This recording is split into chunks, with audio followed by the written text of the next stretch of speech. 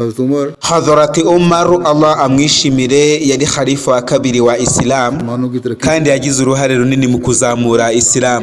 Abanditsi b'abanyaburayi bahora batera urubwa intumwa y'Imana Muhammad sallallahu alaihi wasallam जो रसूल करीम badaterwa ikimwaro n'isoni zo kwandika yuko intumwa y'Imana Muhammad sallallahu alaihi wasallam ngo yari intumwa idakoresha ubutabera Imana ibirinde.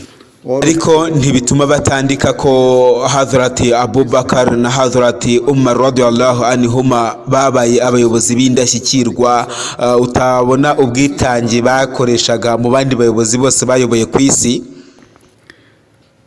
Cyane cyane usanga bataka Hazrati Umar radiyallahu anhu ko ari umuntu wamaze igihe cye cyose amanywa nijoro akwirakwiza amahame ya Kiyisilamu ya Isilamu hirya no hino. Nubwo rero yari imiterere ya Hazrati Umar radiyallahu anhu ubwe, ukuntu yari umuntu wiha ingamba, uburyo yitangaga neza, uburyo atatinyaga kugorwa, yahoraga azirikana iyi aya inna allaha ya'murukum an tu'addul amanati ila ahliha, ndetse niyi wa idha hakamtum bayna an-nas an tahkumu bil adl. Bishatse kuvuga ko iyo umuntu ahawe icyizere na Allah ndetse abavandimwe bawe n'abantu b'akarere kawe bakagutoranya ngo bahagararire, biba bikureba ko wuzuza inshingano zawe ukoresheje ubutabera, kandi uba ugomba no kwemera ukagorwa kugira ngo abo uyobora bamererwe neza. Rero ibyaranze igihe cya nyuma cya Hazrat Umar byo biteye agahinda.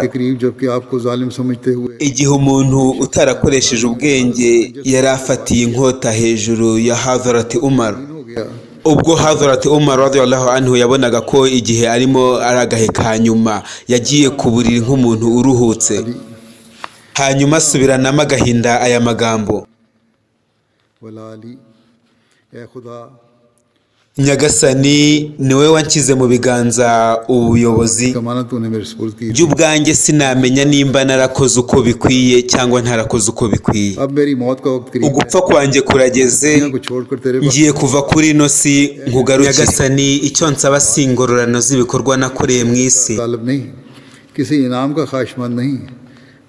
ahubwo ndasaba kungirira impuhwe Nyagasani, kandi umbabarire. Mbaye ntarujuje neza izi nshingano wampaye Nyagasani, umbabarire.